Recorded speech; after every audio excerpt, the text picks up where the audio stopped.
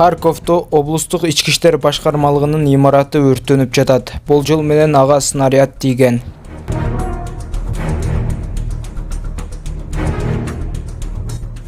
Кыргызстандагы жана дүйнөдөгү жаңылыктарды бизден гана алдын уга аласыздар.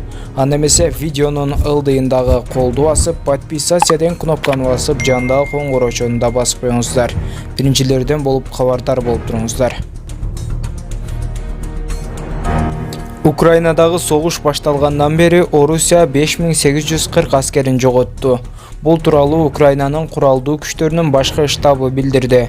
Украин тараптын айтымында, согуштук аракеттер башталгандан бери Орусиянын куралдуу күчтөрүнүн 30 учагы жана 31 тик учагы, ошондой эле 9 абадан коргонуу системасы, 40 ракеталык комплекс жана жүздөгөн аскердик техника атып түшүрүлдү. Жоготууларды эсептөө көчүрмөн аракеттерин жогорку интенсивдүүлүгүнөн улам татаалдашып жатканын белгиленет. Украинанын жоготуулары Украинада атайын аскердик операция башталгандан бери Россия Федерациясынын куралдуу күчтөрү Украинанын куралдуу күчтөрүнүн аскердик инфраструктурасынын 1502 объектисин демонтаждады. Жалпысынан операция учурунда Украинанын аскердик инфраструктурасынын 1502 объектиси жараксыз абалга келген. Алардын арасында Украинанын куралдуу күчтөрүнүн 51 башкаруу жана башкаруу борбору, 38 С-300 абадан коргонуу ракеталык комплекси, БУК-М1 жана ОСА зениттик ракеталык комплекстери, 51 радар станциясы бар. Анын айтымында жерде 47 учак жана абада 11 учак, 472 танк жана башка бронетехника, 62 реактивдүү ракеталык комплекс, 206 тала артиллериясы жана миномету, 336 атайын аскердик техника, 46 учкучсуз учуучу аппарат жок кылынды. АКШнын президенти Джозеф Байден украиналыктарды ирандыктар деп атады. Ал кече 1 мартта Конгрессте сүйлөгөн сөзүндө адашып кетти. Америкалык лидер өз сөзүнүн көп бөлүгүн тышкы саясат маселелерине арнады. Украинадагы кырдаалга баа берүүгө келгенде Байден кокустан украиндерди ирандыктар деп атады. Путин Киевти танктар менен курчай алат, бирок ал эч качан ирандыктардын жүрөгүн багыта албайт, деди Байден. Белгилей кетсек, АКШнын президенти Байден өз сөзүндө көп ката кетирет. Эске сала кетсек, Apple Орусияда өнүмдөрүн сатууну токтотуп, кызматтарын чектеди. Биз Россияда бардык продукцияларыбызды сатууну токтоттук. Өткөн аптада биз өлкөдөгү дистрибьюторлорубузга бардык экспортту токтоттук. Apple Pay жана башка кызматтарды колдонуу чектелген. Украинанын жарандары үчүн сактык чарасы катары биз Apple карталарында кабарлоону өчүрдүк деп айтылат билдирүүдө. Учурда расмий сайттан iPhone, iPad, MacBook, Apple Watch, AirPods, акылдуу үй продукцияларына заказ берүү мүмкүн эмес. 21 февралда Орусиянын президенти Владимир Путин Кремлде Украинанын чыгышында өзүн-өзү жарыялаган Луганск элдик республикасын, ЛХР жана Донецк элдик республикасын КР таануу тууралуу жарлыкка кол койду. Кийинчерээк Орусия Украинага каршы согуш коркунучун күчөтүп, чек арада бирдей аталыштагы республикалар таанылганын белгилеген. Путиндин чукул чечиминен кийин АКШ, Евробиримдик Канада, Австралия, Улуу Британия жана Жапониянын расмий өкүлдөрү да Орусияга каршы санкцияларды киргизди. 24 февралда Орус президенти Владимир Путин Орус армиясы Украинанын чыгышындагы Донбасста атайын аскердик операцияны баштаганын, Орус аскерлери Украинага чабуул койгонун жарыялаган. Путин бул кадамын Украинанын чыгышындагы орусиячыл жикчил күчтөрдүн лидерлеринин өтүнүчү менен негиздеди. Буга чейин Зеленский орусиялык жарандарга орус тилинде кайрылып, украиндерге суук, ысык же гибриддик согуштун кереги жок деп, украиндер кол салгандарды тосуп алууга даяр экенин айткан. Президент көп өтпөй Орусия менен дипломатиялык мамилесин үздү.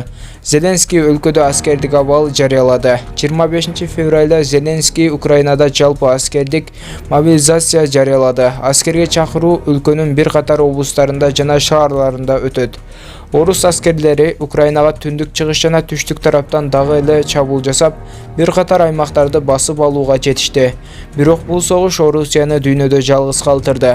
Украинага чабуулдун башталышы Орус экономикасына катуу соккурду. Орусиялык компаниялардын акциялары кескин арзандап, Москва биржасында соода болуп көрбөгөндөй төмөндөдү. Газпром, Лукойл жана башка ири компаниялар чыгымга учурады. Кол салуудан кийин Европа өлкөлөрү жана АКШ Орусияга каршы бир нече ирет санкцияларды киргизген.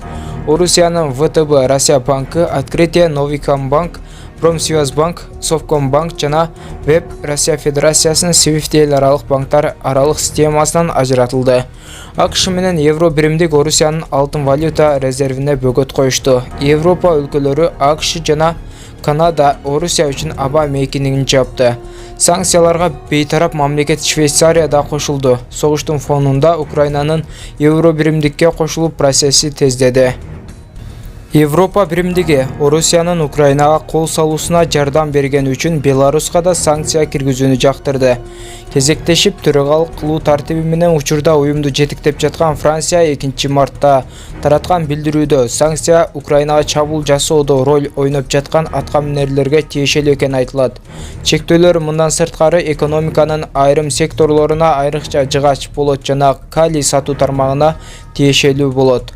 27 өлкөдөн турган евро биримдик 2020-жылы президенттик шайлоонун жыйынтыктарынан нааразы болуп чыккан элди авторитардык башкаруучу Александр Лукашенконун күч менен басуу аракеттерине байланыштуу Беларуска буга чейин да санкция салган.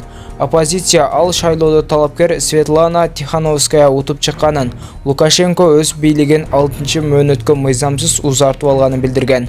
Беларус быйыл 10 февралдан бери өз аймагында Орусия менен биргелешкен аскердик машыгуу өткөрүп жаткан. Орус аскерлери ошол жак аркылуу да Украинанын Киев шаарын көздөй басып киришти. Лукашенко Беларус аскерлери кол салууга аралашпай жатканын билдирип келет. Эске салсак, Орусия 24 февралда Украинага басып кирген. Bir аптадан бери Орус армиясы Украинанын бардык аймактарында аткылоосун жана бомбалоосун улантууда. Андан бери ондогон жайкын тургундардын жана жүздөгөн аскердин өмүрү кыйылганы маалым болду. Акыркы учурдагы Орусия менен Украинанын ортосундагы абалга байланыштуу Орусияда Facebook социалдык баракчасы иштебей калышы мүмкүн экендиги тууралуу маалыматтар тарады. Социалдык тармактарды профессионалдык колдонуучулар ассоциациясынын башкы директору Владимир Зыковдун айтымында Facebook мета баракчасы маалыматтык согушка активдүү катышып жатат. Айрым пропагандалоочу маалыматтарды өчүрбөй жаткандыгынын себеби алар Facebook мета түйүнүн биротоло иштетпөө максатында көздөп жаткан болушу мүмкүн. Бул нерсе бир гана Facebook мета тармагына эмес, Instagram социалдык баракчасына да тиешелүү деп белгилейт Адис.